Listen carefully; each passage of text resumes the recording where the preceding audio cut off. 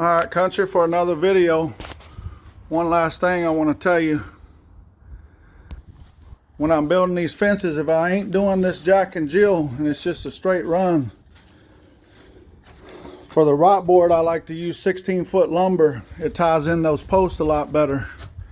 And on these top rails I use 16-foot lumber. That way it covers 3 posts and it keeps the top of that fence a lot more straight because it's tying in that middle post and it keeps it straight. But remember, I build these posts according to a strain line, so these posts are straight as it is. But I make it even more straighter by putting that by putting those 16-foot boards on that top, on this top rail. So that's just another thing to consider. It costs a little bit more for the 16 footers than it does 2 8-footers. But it does help it out tremendously. And one more thing about these posts, a couple things I do different here. I mix all my concrete. I don't just dry set it, or I don't just pour the bag in there and pour water in it and trust that the technology is going to work. I mix every bit of my concrete, and I don't build on my posts on the same day that I set the concrete, because I'm banging on it, cutting on it, moving it, all that other good stuff.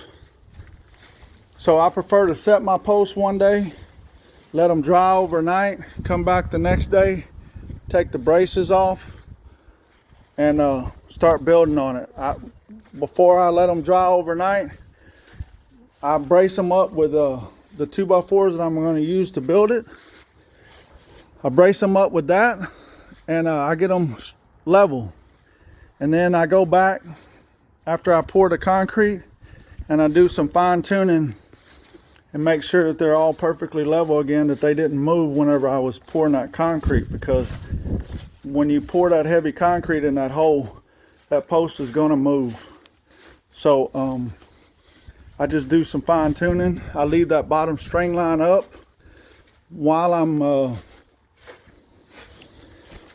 am pouring concrete, so that if the post moves off of that string line, I can pull it back in a little bit and adjust it and put it on that string line and make sure it's perfectly on that string line. Same way with the top string line.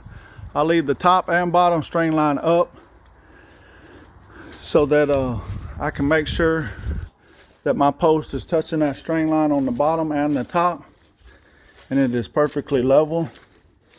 And when I go to build on it, I don't have to check anything. I know the next morning when I come back, they are perfectly level and I can build on it. I think that's all I got right now. Thank you for your time. Country signing off.